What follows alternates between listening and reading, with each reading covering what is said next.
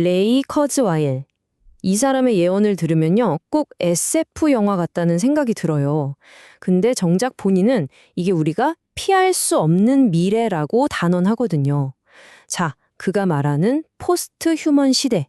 대체 어떤 모습일지 지금부터 같이 한번 들어가 보시죠. 자, 이런 상상 한번 해볼까요? 만약에 여러분의 지능이 지금보다 100만 배나 더 똑똑해진다면 어떨 것 같으세요? 말도 안 되는 소리 같죠? 근데 한 미래학자는 이게 그냥 상상이 아니라 정해진 미래, 필연이라고 주장합니다. 지금부터 그 예측 한번 제대로 파헤쳐 보겠습니다. 핵심 아이디어는 진짜 듣고 있으면 정신이 아득해질 정도예요. 뭐냐면 2045년이 되면 인간의 지능이 인공지능이랑 합쳐진다는 겁니다. 그래서 거의 신 같은 존재가 되고 심지어 영원히 살게 된다는 거죠. 네, 영생이요. 아니, 이런 엄청난 얘기를 누가 하면 에이, 말도 안 돼 하고 그냥 넘길 수도 있잖아요. 근데요, 이 주장을 하는 사람이 누군지 먼저 한번 살펴볼 필요가 있습니다. 이게 그냥 아무 근거 없는 뇌피셜이 아니라는 겁니다. 레이 커즈와일이라는 이 사람, 지금까지 했던 예측들의 적중률이 무려 86%에 달해요. 이건 그냥 찍어서 맞출 수 있는 숫자가 아니죠. 그의 이력을 한번 쭉 훑어보면요. 왜 그의 예측에 귀를 기울여야 하는지 감이 와요. 10대 때 이미 작곡하는 컴퓨터를 만들어서 대통령까지 만났던 천재였고요.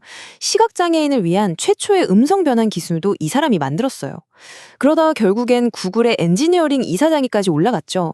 그러니까 이 사람의 삶 자체가 그냥 미래를 상상만 하는 게 아니라 그걸 현실로 만들어 온 과정이었던 거예요. 자, 그럼 대체 무슨 근거로 이렇게 터무니없어 보이는 예측을 하는 걸까요? 그 논리의 핵심에는요, 바로 이 가속 수학의 법칙이라는 아주 강력한 개념이 자리 잡고 있습니다. 우리의 뇌는 보통 왼쪽처럼 생각해요. 선형적으로요. 한 걸음, 두 걸음, 30걸음 걸으면 딱 30m 앞에 가 있겠죠. 아주 직관적이죠. 근데 기술 발전은 그렇지가 않다는 거예요. 오른쪽처럼 기하급수적으로, 그러니까 2배씩 계속 늘어나는 거죠. 똑같이 30걸음을 걸었는데 결과는 어때요? 10억 미터, 지구를 26바퀴나 돌 수 있는 거리가 나와요. 우리가 생각하는 방식과 실제 기술이 발전하는 속도 사이에 이 엄청난 격차, 바로 이게 미래를 이해하는 핵심입니다. 이 그래프를 한번 보세요. 진짜 놀랍습니다. 1939년에 $1000가 있었다면 이걸로 살 수 있었던 컴퓨팅 성능은 정말 보잘것없었어요. 손가락으로 계산하는 것보다 느렸을지도 몰라요. 자, 근데 2024년 오늘날 같은 돈으로 엔비디아 칩을 사면요. 그 성능이 무려 7경 5천조 배나 더 강력합니다. 이게 숫자로 말해도 감이 잘 안 오죠? 정말 상상을 초월하는 속도로 발전해온 겁니다. 근데 더 놀라운 게 뭔지 아세요? 방금 말씀드린 그 어마어마한 발전은 하드웨어만의 이야기라는 거예요. 여기에 소프트웨어 기술이 발전하면서 효율성이 또 100만 배나 좋아졌거든요. 그러니까 이 두 가지, 하드웨어의 폭발적인 성장과 소프트웨어의 엄청난 효율 개선이 곱해지는 겁니다. 이 두 개의 엔진이 함께 돌아갈 때 우리가 체감하는 변화의 속도는 정말 걷잡을 수 없어지는 거죠. 자, 이렇게 기하급수적으로 발전하는 기술은 결국 우리를 두 개의 아주 중요한 시간점으로 이끌게 됩니다.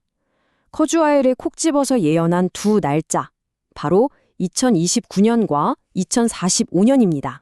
이 두 날짜의 차이를 이해하는 게 정말 중요한데요. 2029년은 뭐랄까, 영화 그녀에 나오는 인공지능 사만다처럼 인간과 완벽하게 소통하는 동료, 파트너가 생기는 시점이에요. 그런데 2045년은 차원이 다릅니다. 이때는 우리가 영화 루시의 주인공처럼 초지능 그 자체가 되는, 그러니까 인간과 기술이 하나로 융합되는 시점이라는 거죠. 2029년 AGI 등장을 가늠하는 기준이 바로 그 유명한 튜링 테스트입니다. 다들 들어보셨죠? 기계랑 대화를 하는데 상대가 사람인지 기계인지 도저히 구분할 수 없으면 테스트를 통과하는 거예요. 커즈와일은 바로 2029년에 인공지능이 이 테스트를 통과할 거라고 딱 못 박아 얘기하고 있습니다. 근데 커즈와일이 말하는 튜링 테스트 통과는 좀 더 까다로워요. 그냥 똑똑하게만 해서는 안 된다는 겁니다. 목표는 완벽함이 아니라 진짜 인간처럼 보이는 거예요. 결점이나 단점까지 포함해서요. 심지어 AGI가 너무 똑똑하다는 걸 들키지 않기 위해 자기 지능을 숨길 줄도 알아야 한대요. 그래야 진짜 인간 같다 하고 할 수 있다는 거죠. 자, 그럼 이런 기술이 현실이 된 세상은 대체 어떤 모습일까요? 커즈와일의 말을 빌리자면 인류의 가장 오래된 숙제들, 그러니까 결핍, 질병, 그리고 죽음의 문제가 해결되는 세상입니다. 정말 엄청난 이야기죠? 먼저 결핍이 사라집니다. 에너지 문제는 태양광 기술이 해결해요. 태양 에너지는 이미 우리 필요량의 10,000배나 되는데 기술 발전으로 비용이 99.7%나 떨어졌거든요. 식량도 마찬가지예요. 수직 농장이나 배양육 기술로 훨씬 효율적이고 윤리적으로 생산할 수 있게 되죠. 그럼 일은요? 반복적인 노동은 전부 자동화되고 우리 인간은 창의성이나 열정, 자아 실현 같은 더 가치 있는 일에 집중하게 될 거라는 겁니다. 그리고 마침내 죽음의 문제를 해결하기 위해 커즈와일은 영생으로 가는 세 개의 다리라는 전략을 제시합니다. 첫 번째 다리는 바로 지금 우리가 건너야 하는 다리예요. 식단, 운동, 영양제 같은 현식의 지식으로 최대한 건강하게 버티는 거죠. 그렇게 버티다 보면 두 번째 다리를 만납니다. 바로 2020년대 후반에 올 생명공학 혁명이죠. 유전자 편집 기술로 노화나 질병을 아예 소스코드 단계에서 고쳐버리는 거예요. 그리고 마지막 세 번째 다리는 2030년대 나노기술 혁명입니다.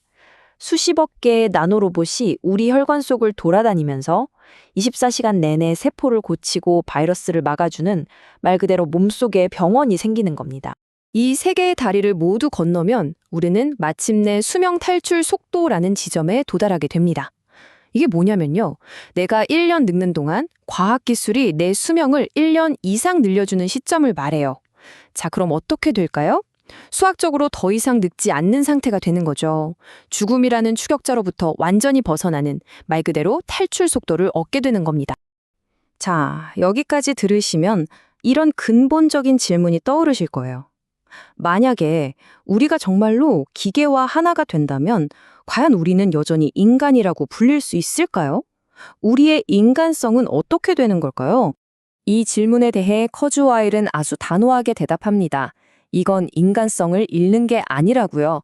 오히려 생물학적 한계를 뛰어넘음으로써 더 인간다워지는 과정이라고 말합니다. 생각해보면 그렇죠. 인류는 언제나 도구를 사용해서 자신의 한계를 극복해온 존재였으니까요.